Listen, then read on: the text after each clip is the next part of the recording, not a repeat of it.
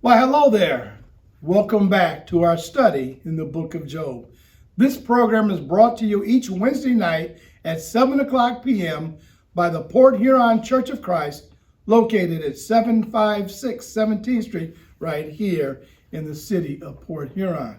Hey, if you have been on this journey with us, we want you to know we really appreciate you taking the time and choosing to spend this time with us as we are walking through the book of Job. My prayer and hope for you, as well as for Big Jim behind the camera, is that you are gaining some perspective and evaluating your theology as you listen to the arguments of Job and his friends.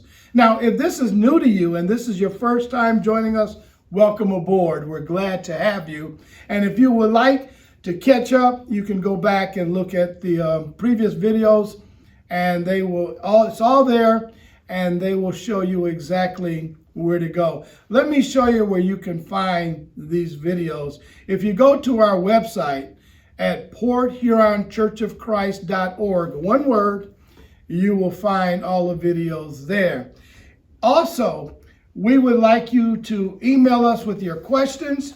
If you have things that come to mind that you would like us to address, you can send those emails to office@porthuronchurchofchrist.org. That's office@porthuronchurchofchrist.org, and we will answer your questions on the air. We just want you to know that we want you engaged, and we would love to hear from you. Now, on last week, we left off in chapter 18. If you recall, Bildad is responding to what Job just said. And he opens with this insult. When will you end these speeches? Be sensible. Then we can talk. Why are we regarded as cattle and considered stupid in your sight? You who tear yourself to pieces in your anger, is the earth to be abandoned for your sake? Or must the rocks be moved from their place? In other words, Job, does the whole world revolve around you? We know that this is rough on you, but come on, Job, enough of this already. There is a statement that he's going to make that's going to be what I call the statement of argument. This is what everything that he says boiled down to is this: the lamp of a wicked man is snuffed out, the flame of his fire stops burning. Now, in verses 6 through 20, Bildad speaks of the fate of the wicked and how slowly their life consumes them as they are on their way to the grave. In his final statement in verse 21, he concludes, surely such is the dwelling of an evil man. Such is the place of one, get this, who does not know God. So now he has tied this evil man to one that doesn't know God. Now here's the question for you as we get started, and hopefully by now you have your Bible open, you have your cup of coffee next to you, and you're ready to get into the study. So why do you believe that Bildad made that statement, that last piece on there, such is the place of one who does not know God? Any thoughts? You got it. He is saying to Job, Job, you are this evil person. And it's obvious because of this evil that you've done that God has cursed you because you do not know God. Now, the reason why he says this is all based on, as we have determined, their position that Job has sinned, although now they are convinced that Job hasn't done what we would consider an open sin because there's nothing that they can point at. So they said, Job, you must have done something internally wrong. Maybe in your heart, a secret sin you have, and for that you need to repent and turn back to God. And then he will restore you to your former life.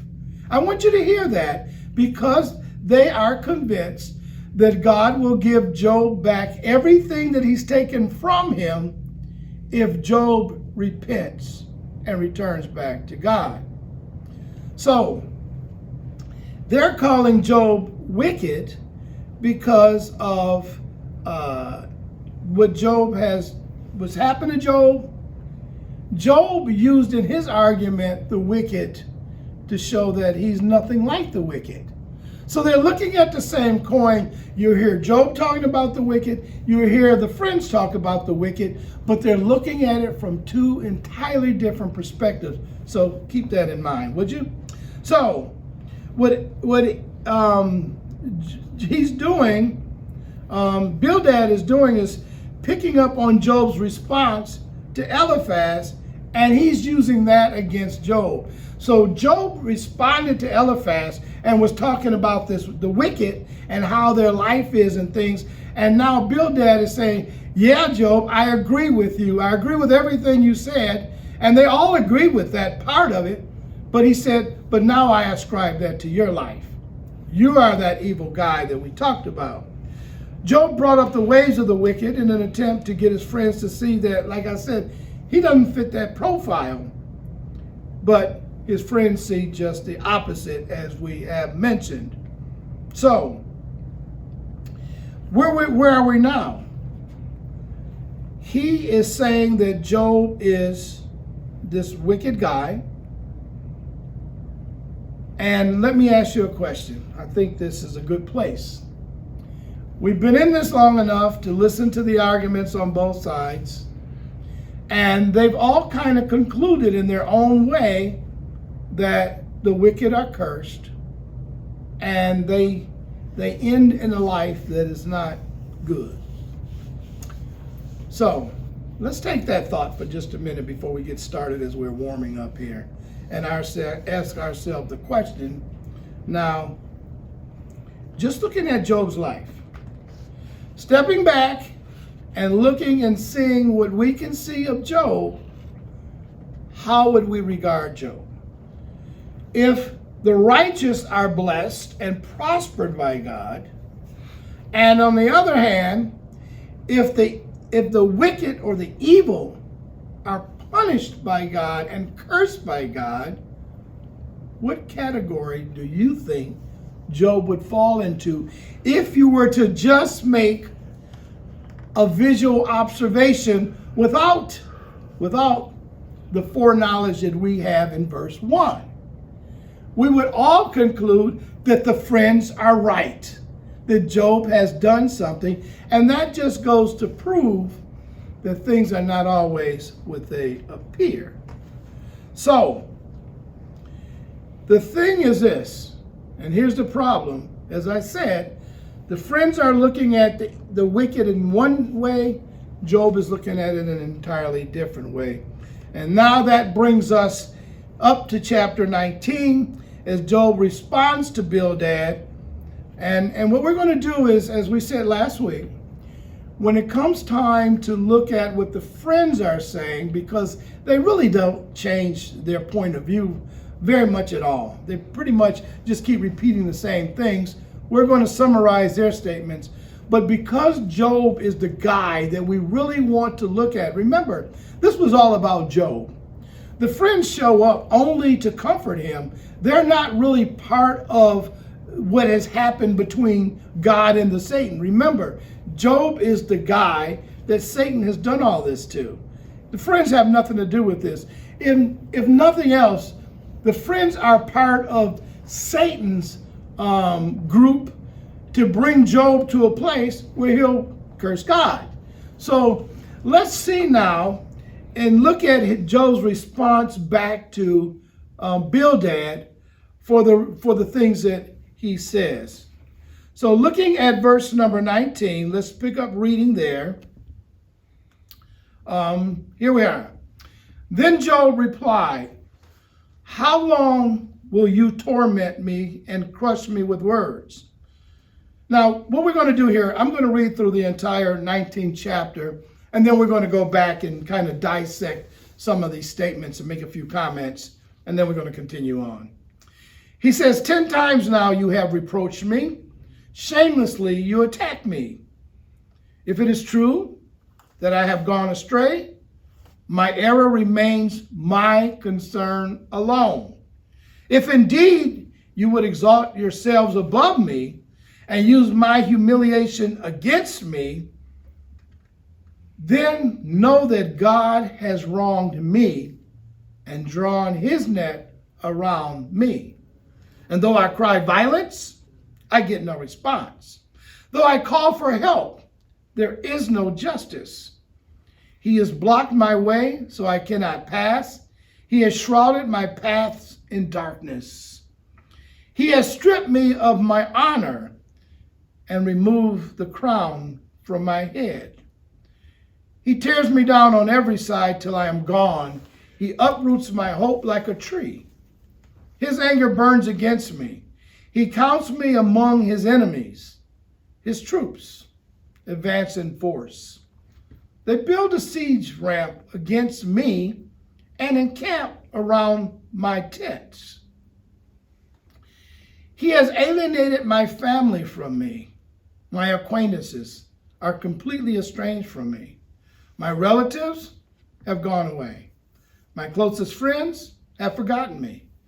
My guests and my female servants count me a foreigner. They look on me as on a stranger.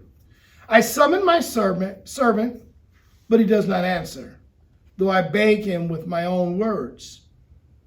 My breath is offensive to my wife. I am loathsome to my own family. Even the little boys scorn me. When I appear, they ridicule me. All my intimate friends detest me.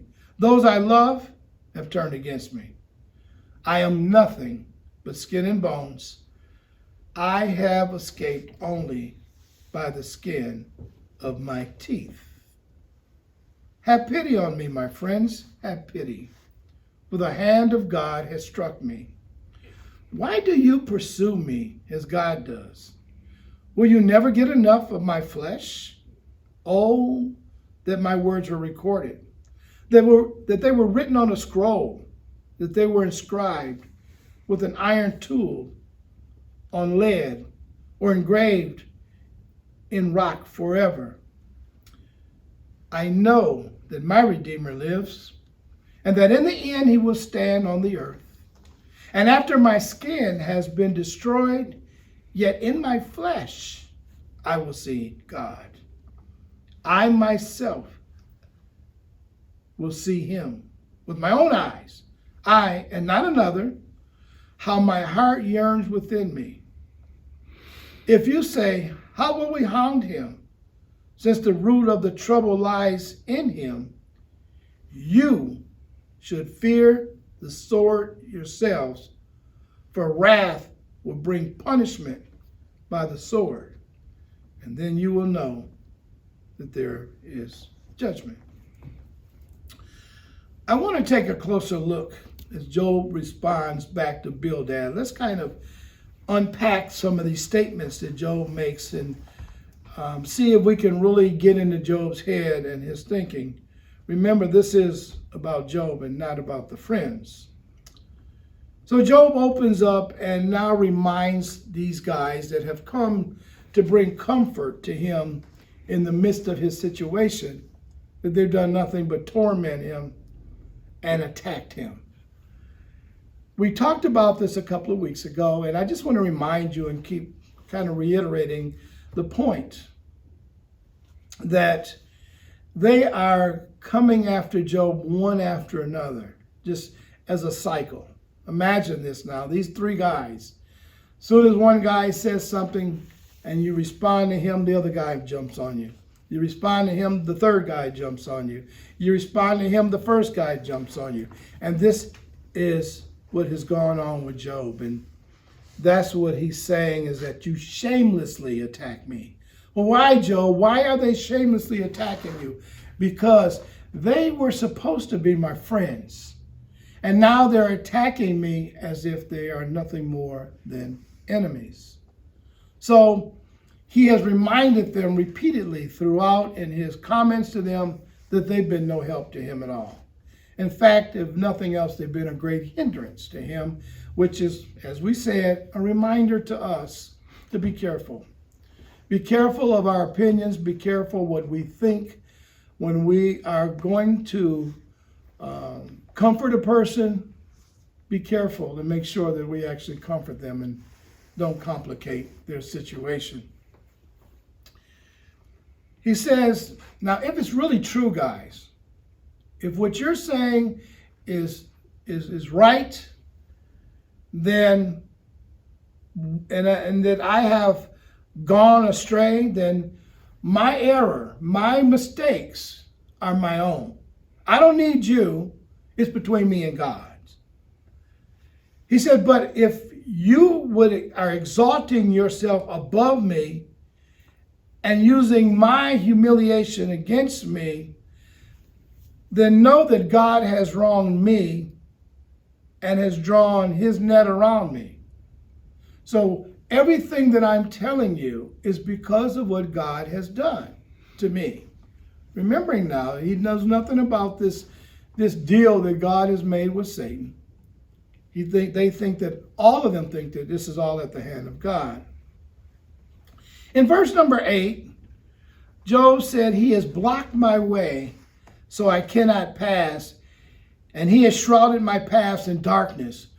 So God, he said, has made his way heavy. You think about darkness and you're on a path. So what does that really mean to you and conjure in your mind? Job can't see where he's going. He doesn't know what's ahead of him. He's in darkness. But more than that, God has blocked his way so that regardless what way Job goes, he cannot escape what God is doing. So basically, he's trapped by God in this dark place, which he begins to talk about and as a grave. And that's why he said in the very beginning that I would rather just die than continue to live like this. In that statement, I want to say this again and remind us, he didn't curse God. He just says, if this is all there is left for me, please God have mercy on me and allow me to die. Now in verse number 9, he makes a statement that we want to talk about for just a moment, because when we get to chapter 29, we're going to see some of these very similar words, but spoken from a different perspective. So here where he says, God has stripped me of honor, there he's going to talk about the honor that he once held among all of the people. So he's going to compare his former life to his present existence. And this is what he says about his present existence. He said, he has stripped me of my honor and removed the crown from my head. He has moved his favor from me. God has blessed me. Remember, I told you he had 7 sons. That was considered a tremendously great blessing. And now God has removed the crown. He has moved the favor from Job. And now Job feels that he's been cursed by God. He says, not only that, he tears me down on every side till I am gone. He keeps hurting me and inflicting more pain, more agony on me until I finally die. He uproots my hope like a tree. So Job is saying, look at me. And he's going to talk about this a little bit more in a few minutes. He said, there's no hope left. I'm dying. It's obvious to me, and it should be obvious to you as well. He goes on to say, his anger burns against me. He counts me among his enemies. God once loved me. I know he did. And I walk with him. But now something has changed. Something has happened.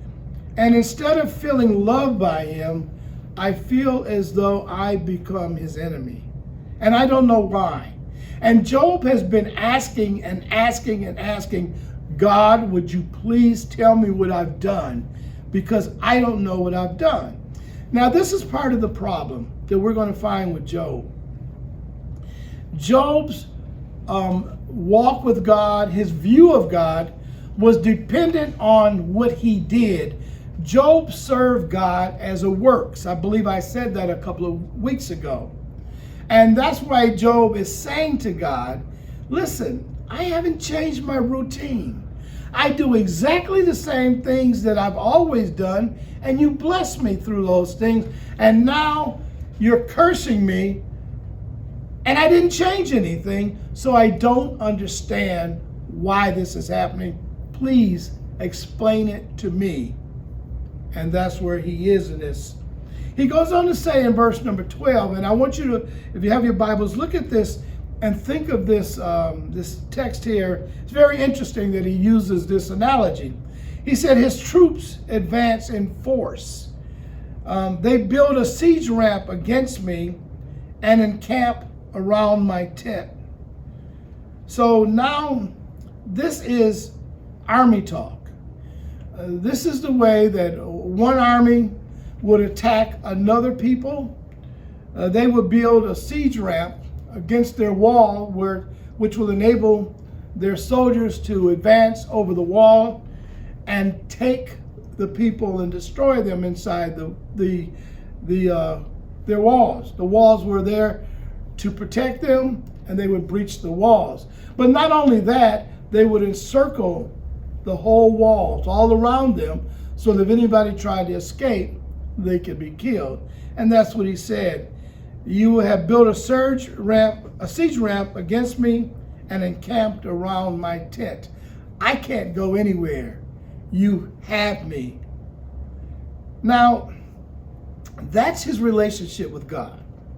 Now let's kind of shift, as Job's going to shift now, with thoughts now how this has affected his family. All of this is to garner sympathy, keep in mind, from his friends. That's why he's telling them all this stuff, is just so they'll take a step back and perhaps have compassion on him. He says, he has alienated my family from me. My acquaintances are completely estranged from me. Now he's going to break that down a little bit more. He says, my relatives have gone away. My closest friends have forgotten me. My guests and my female servants count me a foreigner. They look on me as on a stranger. I summon my servant, but he does not answer, though I beg him with my own mouth. Let's stop here for just a minute and kind of just think and try to put ourselves in Job's place. Without going into the physical situation that he's in, let's look at his social situation. And that's what Job is talking about now. Because most of us only exist through our associations, our social associations with friends and families, with the church, through various groups. Human beings are social creatures. In fact, we have a word for a human that is not social. We call them hermits, because they choose to be alone and do not want to socialize with other human beings. What Job is saying here, that these associations were very important to him. His relatives, his friends, everybody in Job's life that he once had relationship with on some level, from his relatives to his friends, all the way down to his servants. All of that's gone. So you get the feeling what Job is saying now, I'm all alone, I'm on my own, basically. God has totally erased my entire life as I know it and left me all alone. In verse number 17, he says something very interesting. He said, my breath is offensive to my wife. I am loathsome to my own family. Now, in verse 18, I want to remind you, like I said, we'll talk about this when we get to 29, but Job had status among the people he lived. He was known as the richest man in all of the East. So he had status with everyone. They honored his word, his advice, Whatever Job said, people took note of it. Okay? But now listen what he's saying. Even the little boys scorn me. When I appear, they ridicule me. So imagine, he has not only lost the respect of his family, his friends, his servants, even the kids are making fun of him. He said, all my intimate friends detest me. Those I love have turned against me. So all of my relationships are gone. And now I'm taunted by strangers. They look at me and they ridicule me. Kind of reminds me of that scene, you know the one, when Jesus was on the cross. And as he hung on the cross, the Bible said that the people there hurled insults at him. It wasn't enough that they had beat him and spit on him and done all of the things that they did to him prior to nailing him to the cross. It wasn't enough that they nailed him to the cross and hung him there to die as he struggled to breathe. But then they did the most unspeakable thing in my heart that you can do to another human. They had no compassion on him whatsoever. They saw him as something less than. And the Bible said because of that, they hurled insults at him. What are you saying, Lamar? They attempted to destroy his body, but on the way to destroying his body, they made sure that they broke his heart. The very essence of us is our hearts. And that's what Job is saying here. My heart's broken. My heart is totally destroyed. He said, look at me. I'm nothing but skin and bones. I have escaped only by the skin of my teeth.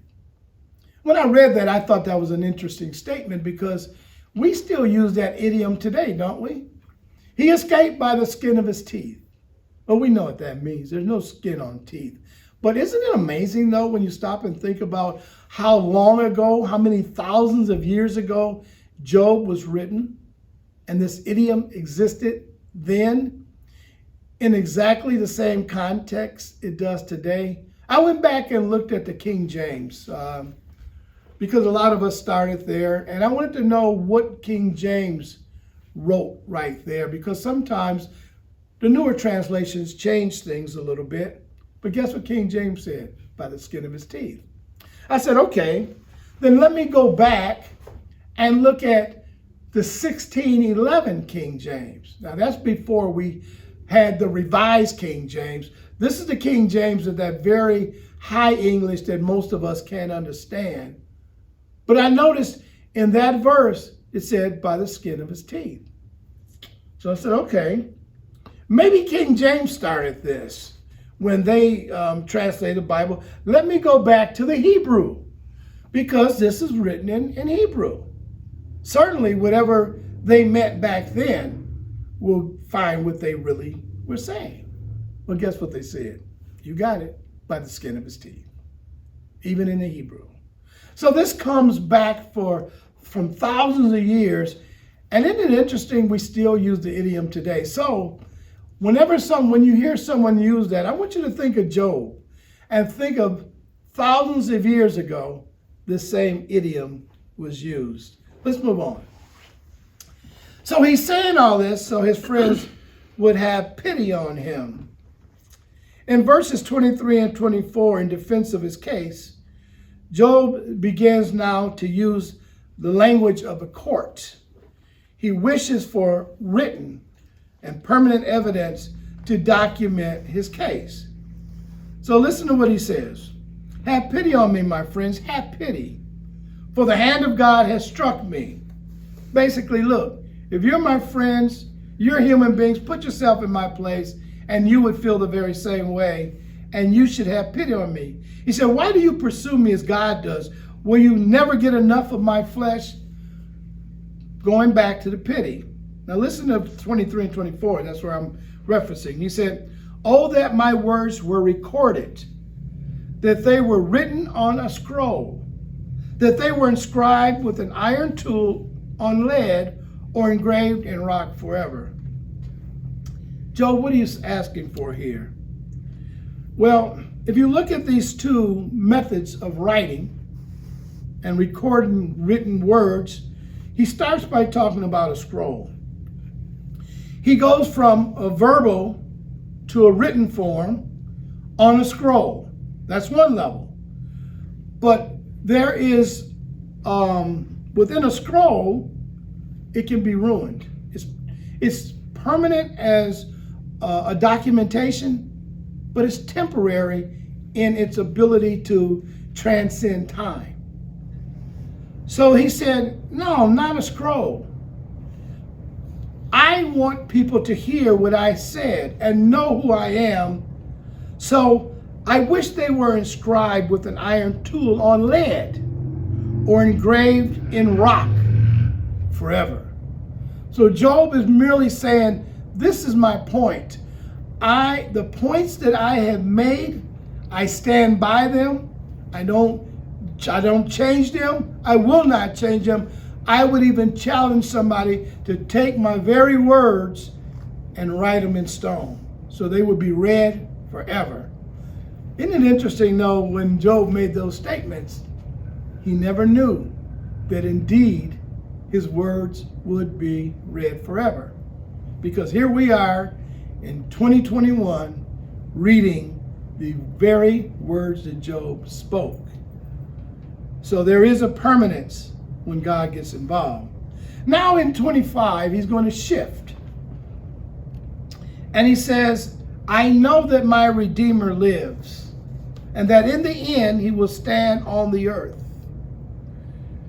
When it comes to God, Job takes a dramatically different approach to God than does it his friends.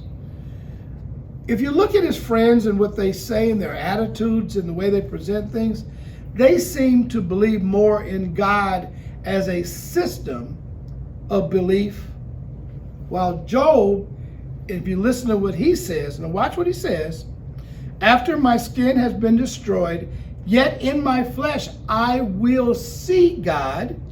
I myself will see him with my own eyes, I and not another, how my heart yearns within me. Job is seeing God as a person, not as a system.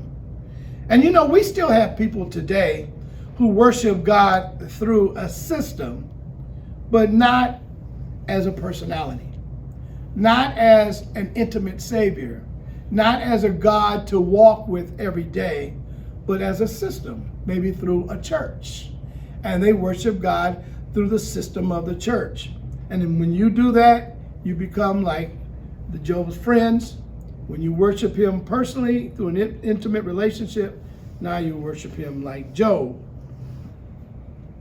So in verse number 27, Job is saying, this person, this God that I know, will one day vindicate me. I am sure of it because of who he is. So in verse 28, he said, if you say how we will hound him, since the root of trouble lies in him, he said, you should fear the sword yourselves, for the wrath will bring punishment by the sword, and then you will know there's judgment. So basically, as we began to bring this session to a close, to summarize Job's point, he's looking at his friends now, and this is what he's saying to them. Be careful what you're saying to me. Your very words one day may come back to haunt you as well. You're going to stand before this God. You're going to be judged by your words. You're going to be judged by your actions. And then when you stand before God in the place where I stand today, let's see how it works out for you. Job is kind of giving them fair warning. You better watch yourself because you're putting yourself in a bad position. Well, speaking of positions, guess what? Our time is up. I imagine by now you've just taken your last sip of coffee. It's time to close your Bibles for today. And remember to continue your reading, continue to go back and look at Job and think about this. And let's make sure that we don't fall into the trap of Job's friends. And even some of Job's theology is wrong itself. We're going to find later that God is going to correct everyone and set it all straight. It's coming. We're not far away now. I can see it from where we are. But until then, we thank you for joining us today. We're glad that you're with us. And I, Lamar, as your host, and Big Jim behind the camera, is asking you to stay safe through this pandemic. And we'll see you right here next week as we continue listening to Zophar respond to Job in our study. God bless you and God keep you.